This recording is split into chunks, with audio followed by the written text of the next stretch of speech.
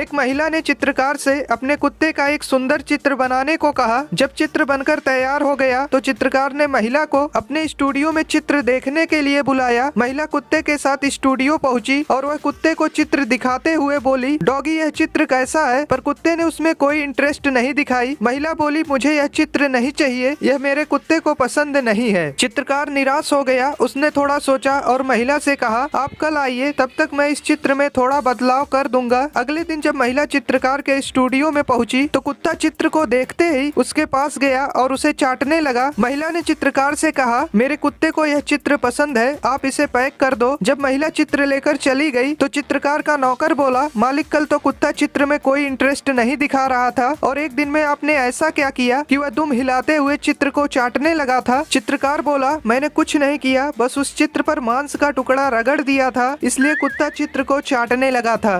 दोस्तों, जंगल के बीचों बीच एक गांव था। उस गांव में ना कोई आता था और ना ही वहां से कोई कहीं जाता था। एक बार एक गधे ने सोचा क्यों ना जंगल से निकलकर देखा जाए कि आखिर बाहर है क्या। अगले दिन गधा निकल पड़ा। जैसे तैसे करके उसने जंगल पार कर लिया और शहर पहुंच गया। जब गांव वालों को यह बात पता चली तो वे कहने लगे कि वह गधा कितना भाग्यशाली है, अब वह वहाँ कितनी आराम की जिंदगी जी रहा होगा। लोगों की बात सुनकर कुत्ते के एक झुंड ने भी जंगल पार करने की ठानी। वे गधे की गंध का पीछा करते हुए उसी रास्ते से जंगल के उस पार चले गए। फिर गाँव के लोग भी गधे के खोजे गए रास्ते पर चलते हुए जंगल पार करने लगे। बार बार उस रास्ते पर चलने से एक पगडंडी सी बन गई। कुछ बरसों बाद सरकार ने वहाँ एक सड़क बनाने का फैसला किया। शहर से इंजीनियरों का एक ग्रुप आया। गांव वालों ने बताया कि जंगल पार करने के लिए एक पगडंडी बनी हुई है, उसी पर अगर रोड बना दी जाए तो अच्छा रहेगा। उनकी बात सुनकर चीफ इंजीनियर बोले कि ये पगडंडी किसने बनाई? गांव के एक बुजुर्ग बोले, साहब यह रास्ता एक गधे ने खोजा था। दोस्तों, चीफ इंजीनियर मुस्कुराते हुए बोले, आप लोगों को शर्म नहीं आती कि आप सब इंसान होते हुए भी इतने वर्षों से एक गधे के बनाए रास्ते पर चल रहे हैं? पता है यह रास्ता कितना लंबा है? हमने एक शॉर्टकट रास्ता खोजा है जिससे आप लोग आसानी से जंगल पार कर सकते हैं।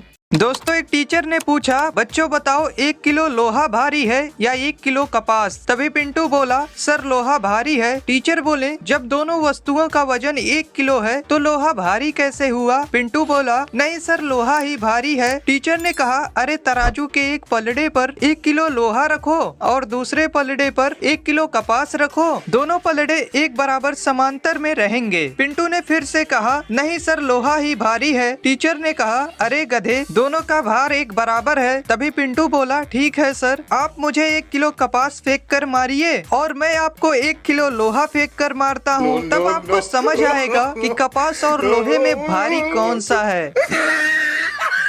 दोस्तों, एक सेठ ने अपना कुआं एक आदमी को बेच दिया। अगले दिन जब वह आदमी उस कुएं से पानी लेने गया तो सेठ ने उसे पानी नहीं निकालने दिया। सेठ बोला, मैंने तुम्हें कुआं बेचा है, पानी नहीं, इसलिए तुम कुएं से पानी नहीं निकाल सकते। आदमी दुखी होकर सेठ के नाम मुकदमा कर दिया। कोर्ट में जब जज ने सेठ से पूछा, आपने उस आदमी को कुआं बेच दिया है, फिर आप उसे कुएं से पानी का उपयोग क्यों नहीं करने देते? सेठ बोला, साहब मैंने कुआं बेचा है, पानी नहीं, उसे कुएं से पानी निकालने का कोई अधिकार नहीं है। इतने में जज साहब मुस्कुराए और बोले, जब तुमने उस आदमी को कुआं बेच दिया है और तुम दावा करते हो कि पानी तुम्हारा है, तो तुम्हें इस आदमी के कुएं में अपना पानी रखने का कोई अधिकार नहीं है, या तो तुम अपना सारा पानी। दोस्तों, एक सेठ ने अपना कुआं एक आदमी को बेच दिया। अगले दिन जब वह आदमी उस कुएं से पानी लेने गया तो सेठ ने उसे पानी नहीं निकालने दिया। सेठ बोला, मैंने तुम्हें कुआं बेचा है, पानी नहीं, इसलिए तुम कुएं से पानी नहीं निकाल सकते। आदमी दुखी होकर सेठ के नाम मुकदमा कर दिया। कोर्ट में जब जज ने सेठ से पूछा, आपने उस आदमी को कुआं बेच दिया है, फिर आप उसे कुएं से पानी का उपयोग क्यों नहीं करने देते?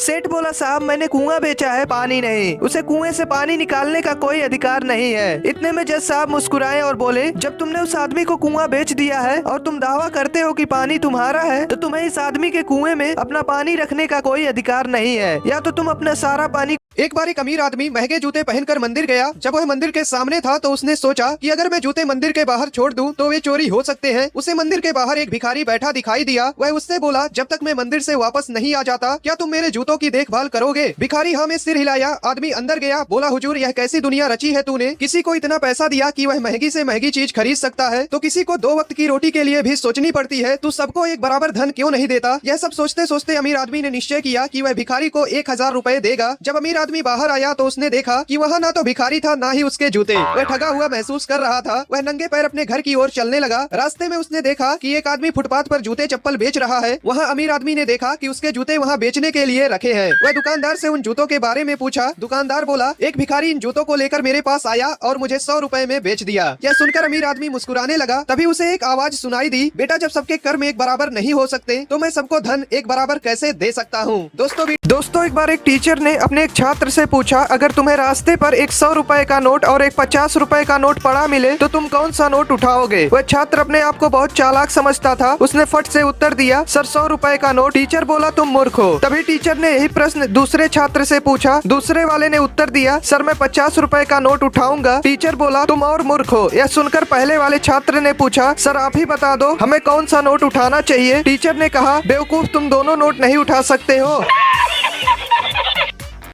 दोस्तों एक आदमी घर पहुंचते ही अपने पिछले महीने की सैलरी अपनी पत्नी के हाथ में रख दिया। वो दोनों बातचीत कर ही रहे थे, तभी पति का फोन बजा। उसने फोन उठाया, बोला, हेलो माँ आप कैसी हो। माँ बोली, बेटा मैं ठीक हूँ, मुझे तुमसे 3000 रुपए चाहिए। पति ने पत्नी से कहा, माँ को 3000 रुपए चाहिए। पत्नी बोली, उनसे कह दो अभी पैसे नहीं है। पति बोला, माँ अभी इतने पैसे नहीं है। माँ बोली, ठीक है फिर तू मुझे कहीं से 2000 दिला दे। पत्नी बोली, कह दो 2000 रुपए भी नहीं है। पति ने उन पैसों के लिए भी माँ को मना कर दिया। माँ रोते हुए बोली, बेटा मैं बीमार हूँ, मुझे हॉस्पिटल में चेकअप कराना है, इसलिए कम से कम 1000 तो दे दो। उसकी पत्नी बोली, कहो चेकअप कराना है तो किसी सरकारी हॉस्पिटल में करा ले। पति बोला, सासू माँ आप किसी सरकारी हॉस्पिटल में चेकअप करा लो, अभी पैसे नहीं है। पति के मुँह से सासू माँ सुनते ही पत्नी ने पति से फोन छीन ली। बोली, हेलो माँ आप बीमार हो, मुझे बताओ आप कहाँ हो, मैं तुरंत पैसे लेकर आती हूँ। दोस्तों आपने इस कहानी से क्या सीखा।